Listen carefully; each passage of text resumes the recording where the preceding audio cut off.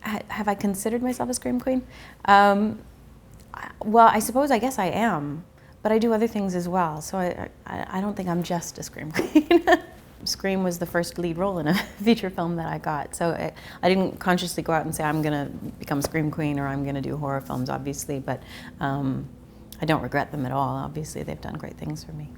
I actually never was a fan of the horror genre. I get it now. I think they are great fun. But when I was young, the first one I saw, the only one I had seen when I was young, was The Changeling, when I was 13 years old, and I had nightmares for months after that. So after that, I decided I hate horror films. I'm never going to see them. So actually, when I auditioned for Wes and got this film, I'd never seen any of Wes's films. I hadn't seen any horror films. That's obviously changed now. Jada Pinkett, actually, she was in the second one, and she heard that I'd not seen any of Wes's films and was horribly offended, and for Christmas got me a bunch of his films, and I think they're great. Wes he's just fantastic. He's a fantastic director. I think he's obviously really good at creating tone in a film. He's really good at creating fear for an audience, and those wonderful moments that we all love, you know. And I think also with actors, he's very direct about what needs to be done, what needs to happen. He's not precious about it, and he was able to give me an understanding of what he wanted Sidney to be. I had actually not had any scenes with Skeet, I don't think, in the craft. So when we worked together in Scream, that was fairly new, that relationship, getting to know him. But he's great. Skeet's just a really lovely guy. I think for all of us in the film, we were all fairly new. You know, I'd been doing Party of Five only for a year already. Courtney had been doing Friends for a year. I mean, Courtney was definitely the most experienced. She'd been around for a while.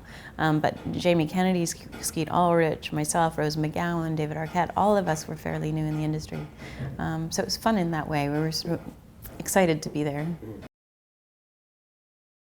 The final scene of the first Scream was extensive, and I think it took us about 2.5 weeks or 3 weeks to shoot. So I guess in that way it was a challenge. I mean, it was physically very, very challenging. I had a lot of fight sequences, and emotionally it was very challenging, I think, because Sidney's going through so much at that point. But Matthew Lillard is a phenomenal actor, and Jamie himself, and Skeet, and so it was great fun as well. Punching Courtney. It was fun. It was fun doing the scene where I punched Courtney. I think because we all knew that the audience would be into it, because her character in so many ways is really deplorable, but also fantastic. That it's the kind of thing where the audience is with you. So it was fun to play. What was great with working with Rogers, I'd never actually met him. What Wes did was he decided that he didn't want any of us to actually meet him, so he was always somewhere off stage, you know, in the studio, and he was only ever a voice to me. And Wes wanted that in order to help all the actors with their fear, I guess. And I think I've only met Roger briefly once, so even just on Scream 4, I hadn't met him properly. David and Jamie are both really talented. Both of them have great sense of humor. Both David and Jamie are very funny, very witty people.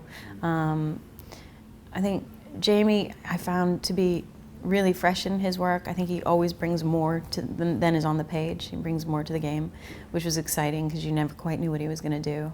And brought a really good energy to the film. I think both Matthew Lillard and Jamie actually brought a really amazing energy to the films. And David himself, his character is so innocent and sweet, and I think he's a character that the audiences really care deeply about, and it's fun to watch an actor do that. We really had no idea of what the film would do, of the success that it would have. I mean, we were actually, I remember conversations, because we were shooting in Santa Rosa outside of San Francisco for a couple of months. We were all staying in the hotel, in like a little motel, the whole crew and cast, and we were just having a great time. I think we kind of couldn't believe we were getting paid to have fun like that. But because we were all so new in our careers, we didn't really expect it to have the success that it would. I mean, we knew it was a good script, but you never really know how audiences are going to respond. It could very easily have been, you know, the kind of thing that didn't do well for one weekend and just went away. And then, you know, I remember my agents calling me. I was so clueless about box office. I didn't know anything. I remember my agents calling me the first weekend and both getting on the phone and saying it made 30 million the first weekend, and I said, oh no, is that bad? They're like, no, that's really good. Oh, okay, I had no idea. So yeah, I actually remember the actors, we were all talking, we were saying, can you imagine if it actually did well, there might be a Halloween costume. And now every Halloween, kids come to my door in the Scream mask, which is fun. There's a scene that I do in Scream 2 with Elise Neal in the car, which I just thought the suspense in that scene was pretty terrifying for the audience, and so it was a lot of fun to play. And Elise was just a hoot to work with. She had a great sense of humor, and we had a lot of fun. Yeah, I think a lot of people feel strongly about that scene. Because it takes a while for us to escape from the car, and obviously you don't know what's going to happen. It's, Wes is very good at creating those moments, those suspenseful moments, and that's the fun in these films, really. It's been a while. The Cassandra complex, it was definitely interesting. I think the idea of what Sidney was going through in her life, and then obviously what she was being taught about that and about the Greek myth and the play that she gets involved in Scream 2. I thought that was nice, a nice piece, nice bit. It was chaotic, yeah. The final scene in Scream 2 is obviously very chaotic, but it was, again, I like the physical challenge. I really like doing that stuff, so I enjoyed it. Laurie Metcalf is a superb talent. I mean, she's phenomenal. She's done obviously a lot of theater in her life, and comes from a great theater background, and she's also really funny. So I had fun. Jerry O'Connell was lovely to work with, really funny, really nice guys. It's funny, I actually met Jerry when I was living in Toronto. I was doing Phantom of the Opera, and he was doing My Secret Identity, this television series. And I was girl number 2 at the lockers. It was one of the first acting things I did in one scene with Jerry. That's how I met him. So it was really funny to then years later be, actually not that one, maybe 5 years later, be doing Scream with him. Scream 3 was actually a bit of a challenge in the sense that I was shooting Drowning Mona, which was a comedy I did with Danny DeVito and Bette Midler, Casey Affleck. I was doing Scream and I was doing Party of Five, so I was between nights and days and having trouble remembering who I was. I was playing so many characters, but it was nice to get back to it too. It was nice to get back to it, but yeah, it was good to have a break and do other characters and do other films, and it's important. No, I wasn't contracted for the third, and yes, I was hesitant about it. You don't want to be typecast, and you don't want people to just see you as one thing. That is a challenge as an actor, and I'm sure there are probably some filmmakers who may have turned me down for that reason. But also, the films have done wonderful things for me, and I've had a great career because of them in a lot of ways as well. So, I think we sort of looked to Wes for guidance on that one, and Wes really was very clear about the fact that he felt that it's up to the parents to be conscious of what it is that their kids are watching, and you can't say that a film or a horror film is the reason that a person goes out and carries out a tragedy like Columbine.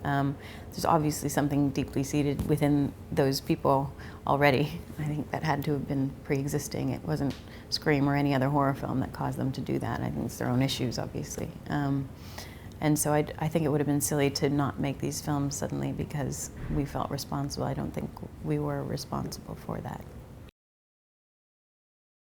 I'm a huge fan of Kevin. I think Kevin is absolutely brilliant. I think the writer on the third did a good job of following suit and keeping the tone of the films. Obviously, I think the third one gets a bit more comedic in some ways, but some people, the first film is their favorite, and some people the third film is, and some people it's the second, and I think everyone has their own taste, but I feel strongly about all three of them. I think they're all good films. Yeah, absolutely. It was very odd to suddenly walk onto some sets that were made to look exactly or look identical to where we shot in Santa Rosa. That was odd. We were in a film studio in Los Angeles, and there was a house built that was identical, and that's always an odd feeling. I adore Kevin. I think he's a really dear friend. He's fantastically talented and successful, and you know, he was at the beginning of his career as well. We all I think feel very close to one another in a way, because we were all starting out at the same time. Kevin was very innocent during the first film. He was, you know, very excited about it, but it was all fairly new to him too. So it's been really nice to see his journey and see how well he's done. I think it's nice to see that she's not constantly just a victim, you know, that she actually has become really strong and passionate, and yeah, I think for horror films now, that's what you need to see in these characters, and female characters. It's far more interesting, I think. Oh, we all laugh a lot, to be honest. Playing a lot of pranks on each other, and even in the fourth Scream, which we just shot, one of our prop guys, JP, was trying. He would, every time we had a big scene, he would pop out of a closet or out of somewhere and actually scare the actors, and so that kind of thing. And people just being silly, really. I think we'd all decided fairly clearly that we didn't think we should do another one. I didn't think we were going to do another one. 10 years now since the last, and so when Bob Weinstein came to me about a year and a half ago, it took me about a year to agree to do the film. I at first thought absolutely not. I don't think there's anywhere to go with the character, and I don't know if it's a good idea to do it. And slowly I started, you know, I spoke to Kevin finally, and he sort of pitched me what he wanted the film to be, and wanted to make sure that if I was going to do it, that Courtney would be involved, and Dave would be involved, and Wes would be involved again. Because I thought there's no way we should do this if it's not going to be the same team and have the same tone. And I also realized audiences is really excited about it. Like people, as soon as there was rumor that the film might happen, that it was crazy on the internet with people talking about it and getting excited. And I thought, oh, maybe this would be fun.